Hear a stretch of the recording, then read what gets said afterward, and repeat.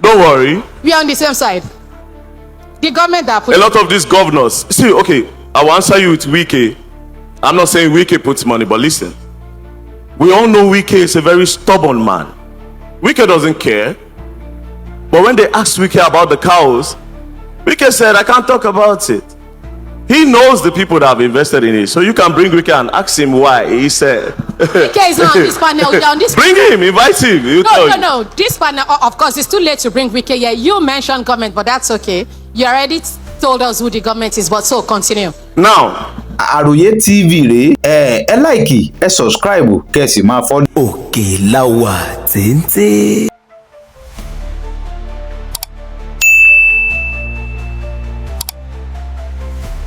So there have been a lot of debate as to why Very Dark Man is invited. I am not here to teach you the law. I am here to share an experience. I'm pretty sure a lot of you that are debating did not look at the topic. It says known gunmen or unknown gunmen, right? This is not a topic of if I may, my lord, because a lot of your lords are being kidnapped. So this is not if I may, because your lords are being kidnapped. On the 26th of July, a judge was coming from Sokoto and he was kidnapped in Kebbi. And then they released him after 1 week. Do you understand? So if we don't discuss about this topic and if I don't share my experience, it will not be if I may, my lord. It will be you joining your personal lords and savior. So you just have to listen, you know. So I'll share my experience now. Thank you very much. So talking about Yelwata, I was the first respondent there when the killing happened. Our conventional media like AIT, NTA and the rest, they have become lazy and they have become really scared. So they don't really cover what happens, the result of this insecurity, or rather the result of these unknown known gunmen. So that is why people like us will go there. And like I said, that is why I'm here. First of all, I was the respondent for Yelwata. I was also the first respondent when they killed, that one is the military men that did it, when they killed some women in Lamurde. They shot them, they knelt down, they sprayed them the bullets. I went there. I was also the first respondent when, okay, no, the police were there before I came, but I was like the first person of the media that came. The bomb blast that happened on Saturday, they detonated one at Monday Market in Boronu, Post Office Junction, and University of Maiduguri Teaching Hospital. I went there, I saw the people that were affected. Also, Angwan Rukuba in Jos, I also went there.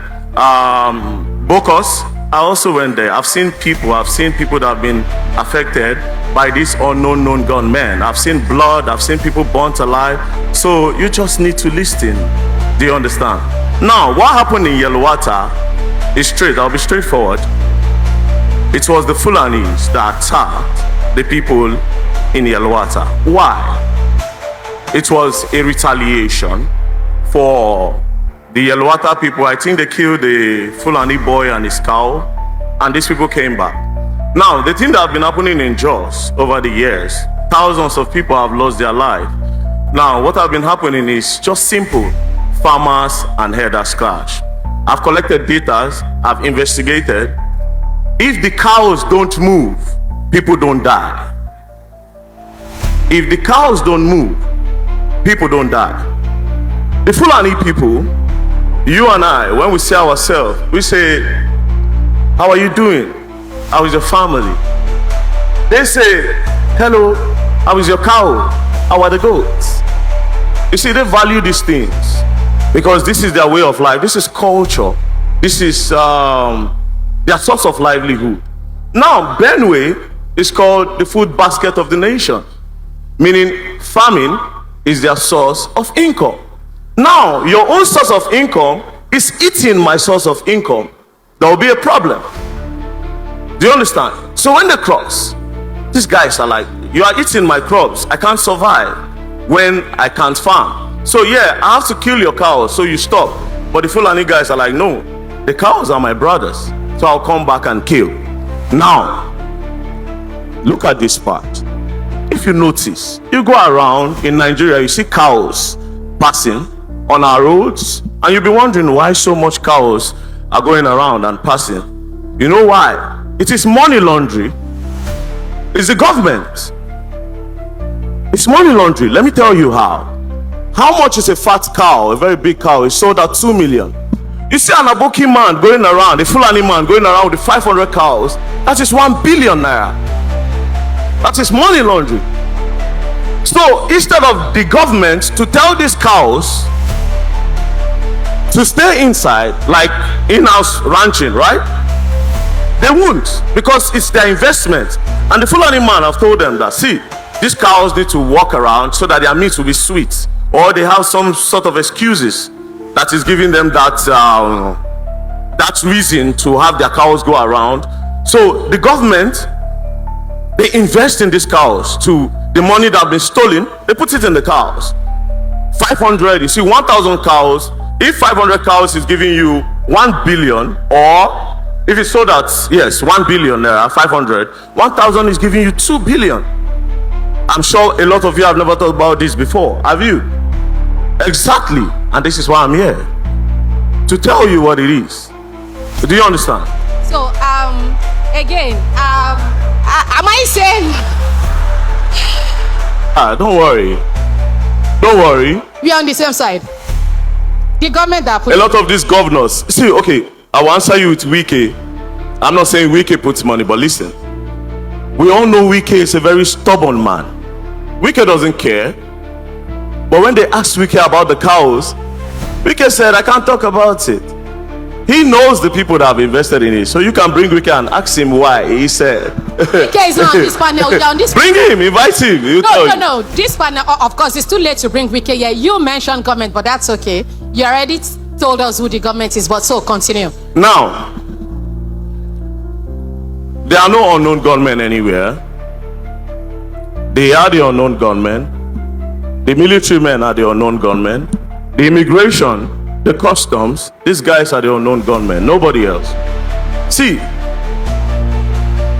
surprisingly, we have a lot of checkpoints in Nigeria. A lot of checkpoints, police checkpoints. When you're traveling from Lagos, you're coming to Abuja, Lokoja axis, you have a lot of checkpoints there. But then again, a lot of kidnappings happen along that route. Do you know why? When you pass with your car, you meet a checkpoint. When you meet the checkpoint, the policemen say, wind down. You wind down. Open your boot. You open your boot. Believe you me, everybody knows is rich and who is poor, and everybody knows the people that belong in the middle class. So when they look at you, okay, when you pass, they make those calls and say, the red Corolla, somebody is there that can pay. Do you understand? It's not rocket science. It's not. It's not. Okay, so we are still coming back to you. You have a lot to say. I do have a lot to say. Yeah, we are still coming back to you. We are still coming back to you. Please hold your thoughts for a while so that, again, every other person will make their contribution. The insecurity.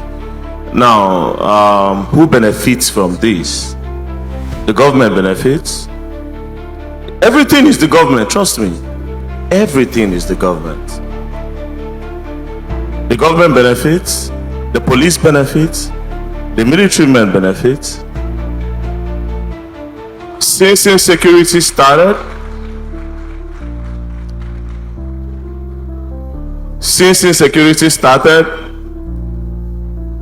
generals get high.